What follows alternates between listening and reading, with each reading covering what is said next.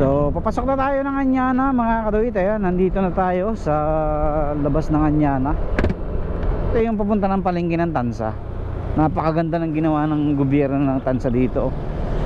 Kung ikaw ay galing ng Anyana or galing ka dito sa may Bukal, sa may Santol, hindi ka na iikot dun sa Umboy, sa gitna ng Tansa para mamalengke. Diyan ka na dadaan. So ang palengke kasi ng Tansa ay sentro yan, bagsakan talaga ng mga gulay dyan. Wow, ng mga nag-design sila oh. So dito may ginagawa na ngayong simbahan. Ayan, simbahan yan. Hindi ko lang alam kung ano yun, siguro mga stool yun. Tapos bukas na yung mga subdivision nila dyan, Bill Air, West, East, Central. Ayan. Ito, Bill Air din to mga kadoy. Hindi ko lang alam kung anong Bill Air to, kasi may East na dun, baka South yan. Bill Air South. Dito ito yung ginagawa pa. Hindi natin ito napakita sa vlog natin before, papakita natin ngayon. Kakaliwa kayo dito kasi dyan, one way dyan pagka ano. Pero pinapadaan dyan yung mga taga-punta. Pagka natapos to, lusutan na to, papunta ng open ka na. Ayan, hanggang dyan pa lang yan sa dulo. Ayan, hanggang dyan pa lang yan. Ayan. Ayun, dito oh. Dito siya mga kaduwit oh. Ayan. Ito pala yung sinasabi nila na nung isang tropa na nakaumang papuntang Vista Mall. So maaari dito siya didiretso papuntang Vista Mall. Kasi doon sa Vista Mall mga kaduwit, matagal na rin mayroong 4 lanes na nakaumang papunta doon sa may Sahod Ulan. So itong ano na to, ayan oh, ito yung diretsyo na ng ano to eh, papunta na to ng open canal sa may police station doon. So pasukin nga natin, pwede kayang pasukin.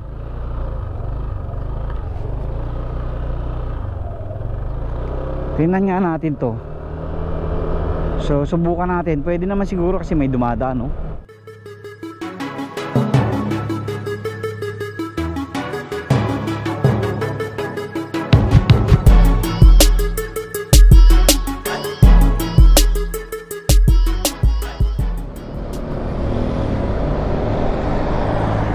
Yeah, what's up mga kaduit. Ayan, welcome back dito sa ating YouTube channel. Kamusta po kayo? Ayan, may bagong gasolinan dito, bagong bukas, refill sa may Tejero. So it's a Saturday morning again. Parang kailan na, last week nagati din tayo, so hindi na ako nag video kanina. So dapat doon ako dadaan sa kabila, sa tawag dito, yung dinadaanan natin na bagong subdivision dyan. Yun nga lang ay bumili tayo ng gulong kasi yung gulong natin sa unahan ay manipis na, delikado na. Ilang beses na tayong gumigewang. So humirit muna tayo kay commander ng 1,000. Sabi ko dadagdagan ko na lang. So ang nabili natin last time na gulong sa likod Sineios, kaya Sineios na rin yung binili natin para pares. Ayan. Good quality na rin naman ng Sineios. Matagal na tong brand na to at subuko na to sa Mio ko, napakakunat. Ang tagal bago mapudpud. So ewan ko lang ngayon ha. It's been a long time na nung may Mio pa tayo. So anyway, tayo ngayon ay pauwi na at dito tayo dadaan sa Anyana. Medyo matagal-tagal na tayo hindi nakapag-update dito sa Anyana. Dapat doon ako dadaan sa kabila kanina eh, para diretsuhan na sana. Yun nga lang, medyo na-excite akong bumili ng gulong dahil kailangan ko na talaga magpalit. So mamaya pagkatapos ng ating mga gawa, meron kasi akong naka-schedule ngayon na 2. Hindi ko alam kung anong oras dadating, pero habang wala sila maglalaban na muna tayo. So after natin ang magawa yun mamayang hapon, magpapalit tayo ng gulong. Manual palit na lang natin kasi kayang-kaya naman yan, sasapinan na lang natin. Pero kung hindi natin gagawa mamayang hapon, bukas na lang. May bukas pa naman, linggo naman bukas eh. So papasok na tayo ng Anyana mga kaduit. Ayan, nandito na tayo sa labas ng Anyana.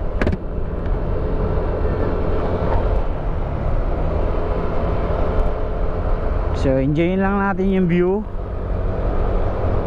ng Anyana.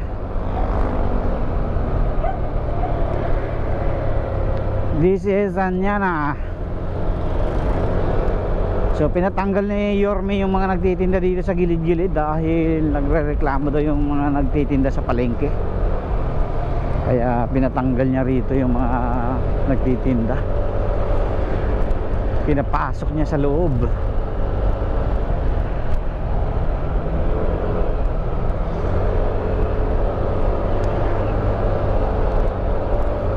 Ayan, yung last time na update natin noon ay wala pang, hindi pa ito pinapadaanan itong kanan na to. So ito yung papunta ng palengke ng Tansa. Napakaganda ng ginawa ng gobyerno ng Tansa dito. Kung ikaw ay galing ng Anyana or galing ka dito sa may Bukal, sa may Santol, hindi ka na iikot dun sa Umboy, sa gitna ng Tansa para mamalengke. Diyan ka na dadaan. So ang palengke kasi ng Tansa ay sentro yan. Sentro dito sa lugar na to. Lahat ng mga nagtitinda sa mga palengke dyan sa Rosario, sa Noveleta, sa Cavite City. So dyan sila namimili. Kasi sentro yan, bagsakan talaga ng mga gulay dyan. So kung matatandaan nyo nung mga vlog natin ng unang-una sa nung pandemic, napakarami ng mga nagbabagsak talaga dyan ng mga gulay-gulay. May slaughter din sila dyan, slaughterhouse. Wow, Pasko na oh. Wow, ng mga nag-design sila oh.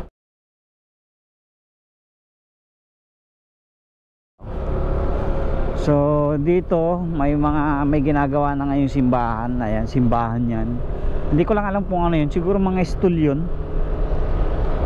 Business establishment siguro yan, yung ano na yan, or recreational area nila. Ayan. Kaya ito simbahan to. So maganda matapos tong simbahan na to kasi sentro to eh. Hindi na tayo lalayo na magsimba sa Tansa, sa Rosario. So dito maganda na dyan. Pwede na tayo makapagsimba dyan. So medyo tanghali na kasi tayo. Maraming mga nagja-jogging dyan kapag tanghali na. So ngayon ay wala na masyado. Ayan si ating mayroon pang isa natira. Tapos bukas na yung mga subdivision nila dyan. Bill Air, West, East, Central. Ayan. Dito ko talaga dream na makakuha ng bahay sa Bill Air Central. Ayan, gustong gusto ko dito makakuha ng bahay kasi malapit sa lahat eh. Malapit sa bayan, malapit sa school kasi yung school ng Sana Mayor nandyan lang. Malapit sa SM, malapit sa Jollibee, malapit sa McDo, malapit sa Pure Gold. At ang pinaka-importante, malapit sa highway papunta ng Manila. Ayan, yun kasi yung pinaka diyan eh. Kaya gustong-gusto ko makakuha ng unit diyan mga kaduit. Sana pala rin tayo na makakuha ng unit diyan sa Bel Air. So sana lang. Mas gusto ko pa rin tumira sa mga ganyang exclusive subdivision kaysa dun sa sa subdivision namin kasi dito safe ka, may mga sarili kang gwardiya, wala kang iintindihin.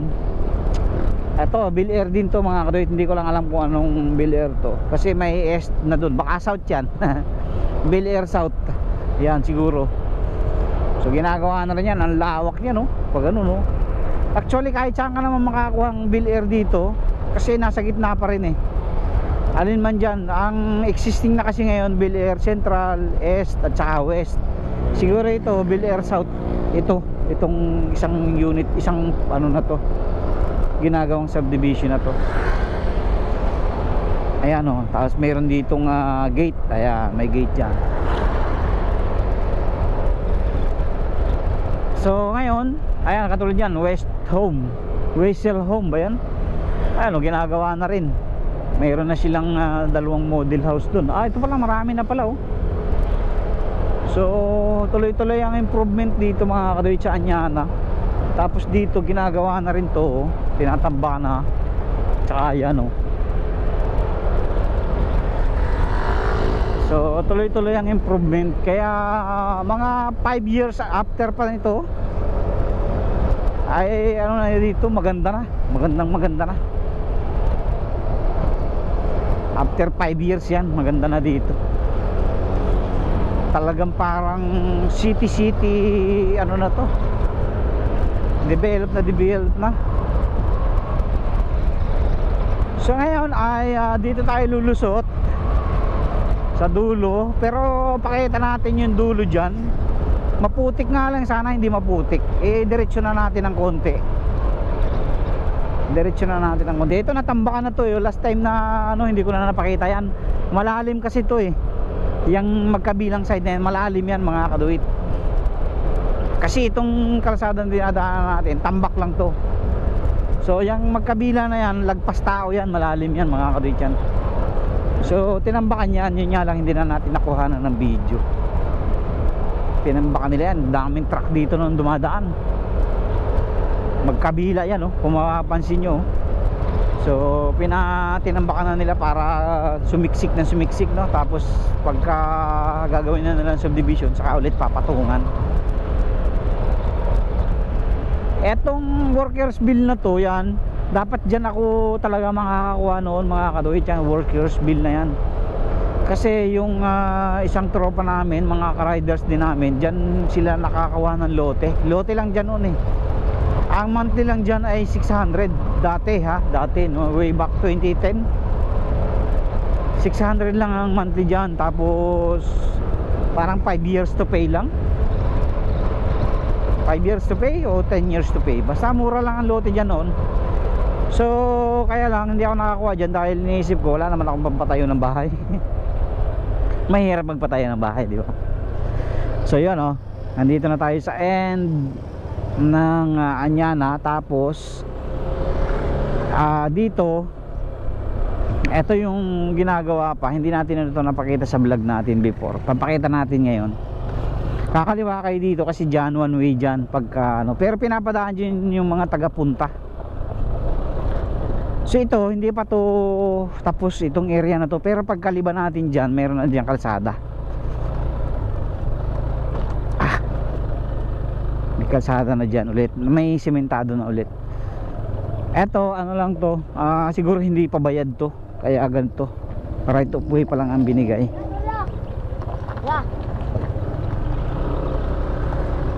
Pagka umuulan dito mga kaduit, maputik dito, ayan, oh.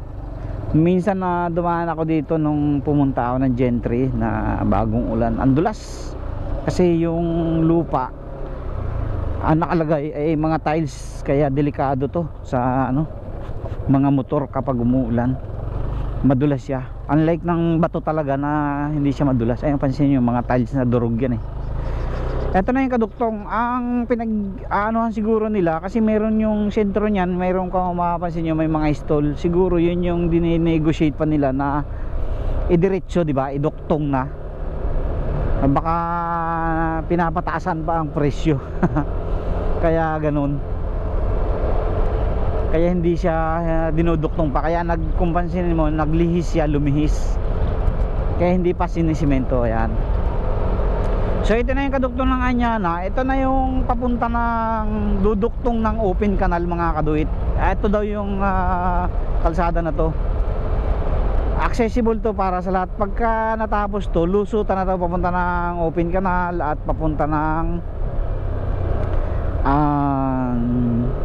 Dasma. So ito, putol pa to.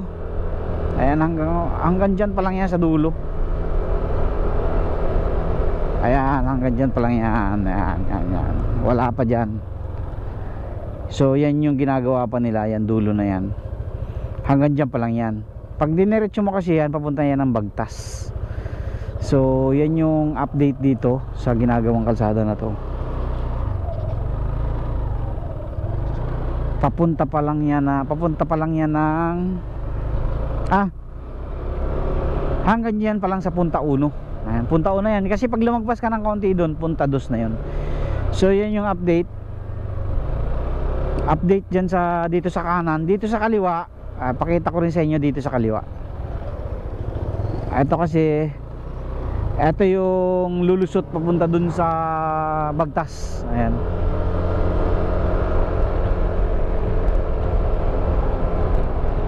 Pag diniretso mo to, papunta na ito ng Bagtas. Ayan, ito yung ano na. Ayan, hanggang dito pa rin lang siya. Ayan, ito na pala yung nilalakihan, no? Nakakaduit. Diretso nga natin.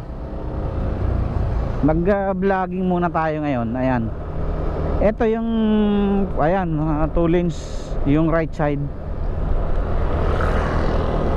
Dire-diretso yan. Ito kasi pag diniretso nyo mga kaduit, papunta ito ng Bagtas.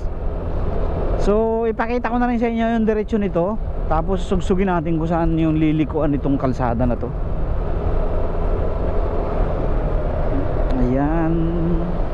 So dito yan, no? Tatamaan pala itong palaisdaan. Resort kasi ito, resort yan. May palaisdaan dyan.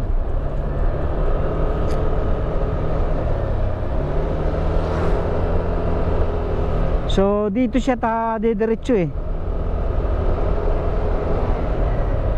Kaso wala pang bakas dito mga kaduit kung saan siya didiretso. Baka malamang itong kalsada na to lalakihan to. Tapos pagdating kasi dyan sa dulo, may kanto dyan papunta doon sa may ilog. Siguro doon siya ililiko. So accessible siya papunta ng Open Canal and then papunta ng 13. Magiging double purpose to, maraming purpose to. Kasi hindi ka na, kung galing ka ng Manila tapos papunta ka ng 13, hindi mo na kailangang dumaan ng Tansabayan. Dadaan ka na ng Anyana, diretso dito, tapos lulusot ka dyan sa may Bagtas. Yan, lulusot ka dyan sa may Bagtas, tapos diretso ka na ng 13, di ba? Naiwasan mo na yung traffic niya sa Tansa going to diyan sa may sa may Linet. Dito sa Punta Uno, grabe ang traffic dito sa Punta Uno. So kung maayos to, ayun dito, dito siya mga kaduit, ayan. Ito pala yung sinasabi nila na nung isang tropa na nakaumang papuntang Vista Mall. So maaari dito siya didiretso papuntang Vista Mall. Kasi doon sa Vista Mall mga kaduit, matagal na rin mayroong 4 lanes na nakaumang papunta doon sa may Sahod Ulan. So hindi lang natin nabibidyohan yon, pero sometime minsan natin pupuntahan natin pag free time tayo. So itong na to, ayan ito yung diretsyo na ng to papunta na to ng Open Canal sa may police station doon. So pasukin nga natin. Pwede kayang pasukin?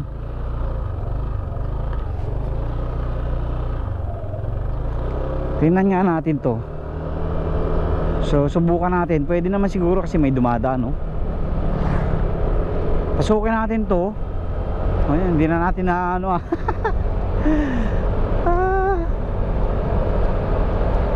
first time natin makarating dito ngayon. Ang tagal natin hindi nakapunta dito kasi doon lagi tayo dumadaan sa kabila eh.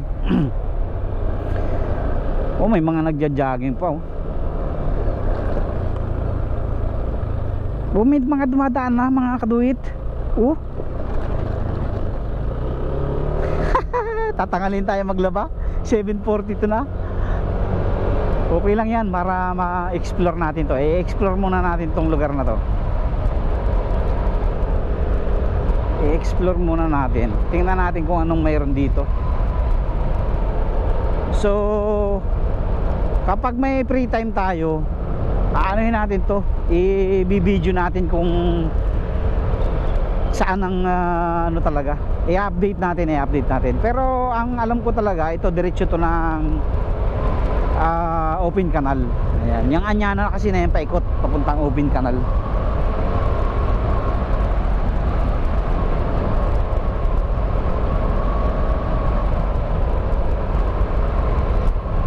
Wow, hanggang dito pa lang siya mga kaduit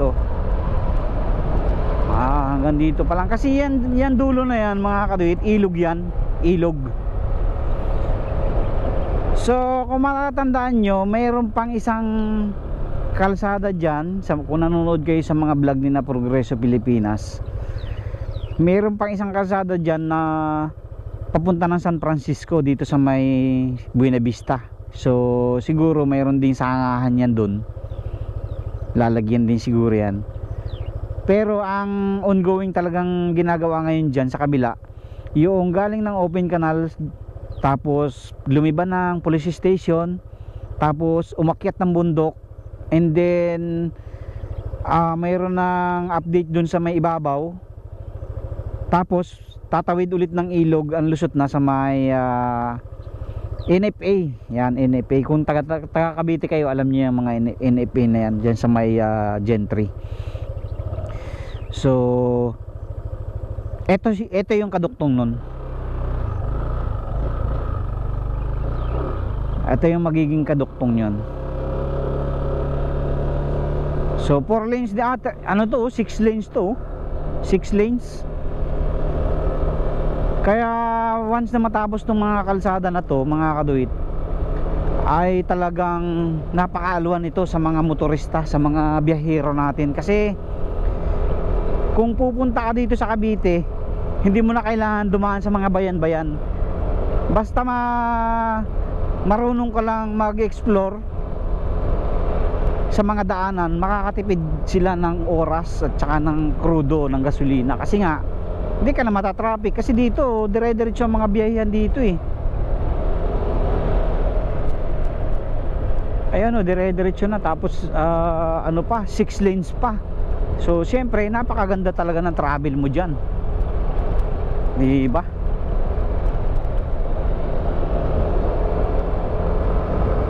Ang galing, ang galing. So palabas na tayo mga kaduit. Ang gagawin natin, iikot tayo ng Bagtas, tapos ipapakita ko sa inyo yung sa may Vista Mall. Ayan, may mga nagja-jogging dito oh. Safe nga naman dyan mag-jogging kasi nga walang sasakyan.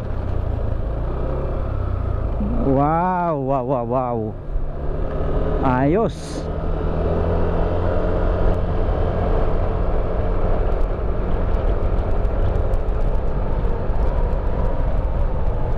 Kasi pag lumiban kayo dito mga kaduit, dyan liban na yan, Vista Mall na yan eh, Vista Mall Tansa.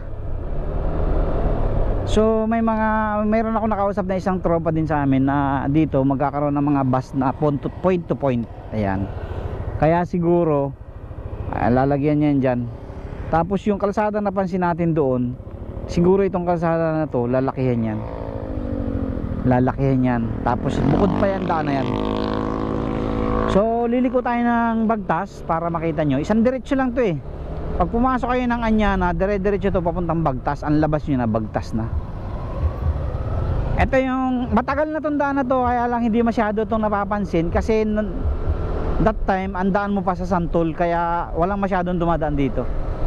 Sa Santol kasi maliit ang kalsada, tapos madilim kapag gabi. Napakadilim dito kapag gabi, kaya walang masyadong dumadaan dito. Ang mga dumadaan lang dito kalimitan yung mga lokal at saka yung mga sa Shopee, Lazada, yan. Sila yung mga nakalimitang gumagamit itong kalsada na to. Pero kung yung mga pamasada, mga ano, wala masyado dati. Pero ngayon, nung nabutas ang Anyana na idinugtong dito na daanan ng mga rider. Ayan, ito na yung kanto ng Bagtas mga kaduit. Ayan, pag diniretso mo yan, yun yung sinasabi ko sa inyo na papuntang ilog. Yan yung binabanggit ko kanina na akala ko dyan yung diretso, pero hindi pala, dun lang pala sa may kabila. So ito na yung Bagtas, kung makapansin nyo, Bagtas yan yung kanto ng Bagtas, papasok. Kaya dito marami rin dumadaan, lalo na kapag traffic. O si tropa yun oh.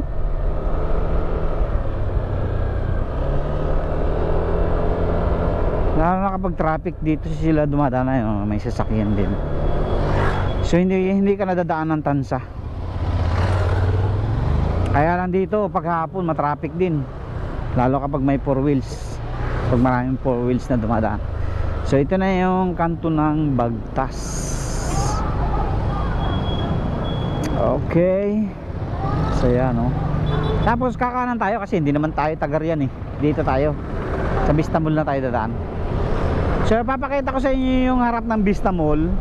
May existing road na rin doon, napapasok sa amin, yung dinadaanan natin lagi.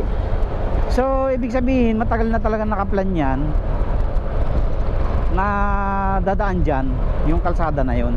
So pag tatagmi-tagmiin natin ngayon, papakita natin ngayon yung sinasabi kong kalsada nakaumang papuntang sa Haudulan. So papakita ko sa inyo sana hindi tayo malubat pa. Okay pa yung battery natin. So yung umang ng ano na yung kalsada na yun mga kaduit ay dito na. Yan, malapit na. So dito siya ilulusot.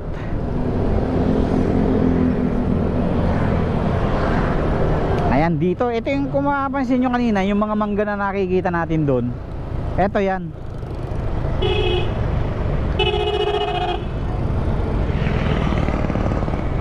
Harap natin yung camera natin.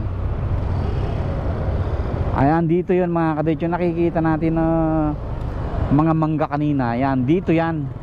Hindi lang natin sure kung saan dito dadaan. Sigurado may matatanggal na mga bahay dyan para makalusot yung kalsada na yun. Ito yung mga mangga na yun. Dyan lang sa likod na yun, yung ano na yun, yung kalsada na yun. Sa likod dyan kasi dyan yung palayan. So ang lusot nun mga kaduit dito. Etong kalsada na to.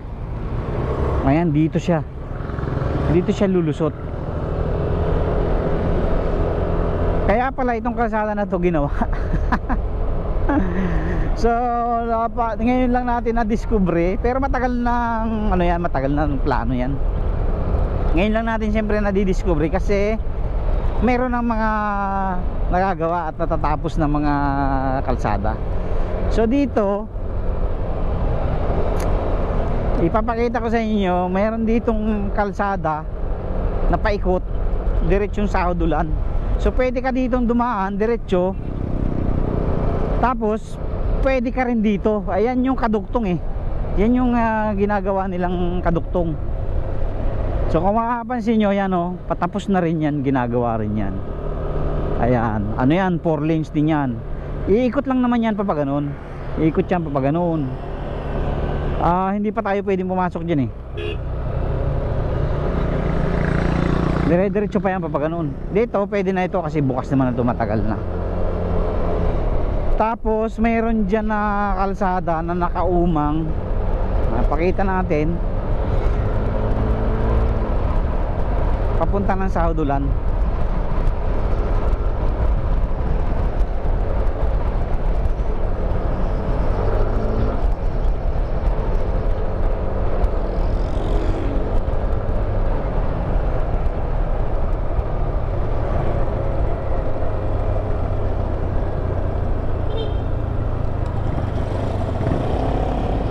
So dito kakaliwa tayo para makita natin yung sinasabi ko. Ito kasi diretso yan ng H ng helipad ni Bilyar. Ayan.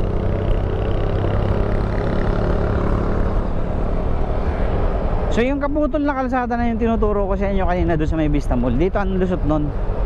So pansinin nyo din dito sa loob, napakalalawak ng mga kalsada rito. Talo pa yung national highway natin. Kita nyo 4 lanes to 4 lanes.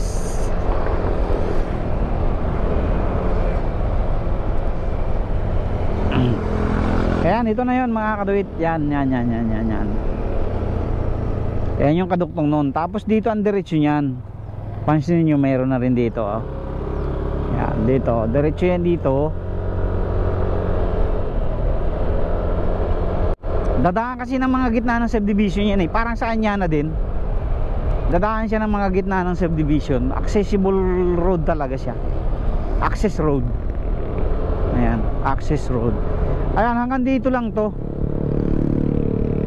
Kasi dyan mayroong phase 5, phase hanggang phase 8 yata yan. Yung subdivision dyan na Lumina. Yan, Lumina. Ito, kung mapapansin nyo yan, may tambak na rin yan. Dati malalim yan tinambakan na rin yan. Tapos kung mapapansin nyo, ito 2 lanes. Doon yung kabilang side na yon, hindi pa lang tapos. Ayan, liliban yan dyan. May sapa kasi dyan malalim sa lugar na yan, kaya hindi pa siya nagagawa. Malamang yan lalagyan ng tulay. May malalim na sapa dyan. Yan, sa may mangga na yan, tabi po. Yan, may mga sapa dyan. Mayroong malalim na sapa. So pag diniretso yan, kung interesado kayo, i-check nyo sa Google Map, mayroon na rin dong ginagawang kalsada sa kabila. Hindi lang natin pa napupuntahan yun So magkakaroon ng duktong yan dyan. Kaya talagang access road talaga yan sa mga nasa sa mga subdivision, para hindi ka na lumabas ng highway. So magkakaroon siguro ng mga biyahe na bus dyan na point to point. At ayun, magiging magaan na ang buhay ng mga nasa loob na subdivision. Kasi pagka dito mahirap na makalabas pag gabi, lalo pagka wala kang sariling motor. Wala nang mga biyaheng tricycle, madilim na. So ito yung H, dito na landing yung helicopter ni ni Villar. So ano kayang mabibili rito? Ano ba yan, free? Free breakfast and rice. Ayan. So pauwi na tayo mga kadoy. Ito yung joggingan dito sa amin, sa lugar namin. Nakakalungkot lang kasi may mga tao na walang disiplina. Ayan, katulad niya, no? May mga basura iniiwan lang dito. Di ba? Ang nakakapangit ng imahe ng pasyalan. Pasyalan pa naman yun, tapos ang mga tao diyan tinatapon ng mga basura nila. So yun lang mga kaduit, hindi ko expected na magagawi tayo yan. Ang vlog lang talaga natin sana ay Anyana. Pero since nagkaroon tayo ng pagkakataon na ma-explore natin yung dulo doon, at napagtagmi-tagmi natin yung mangyayari soon, ay isang napakagandang progress dito sa Tansa Cavite, Gen 3. At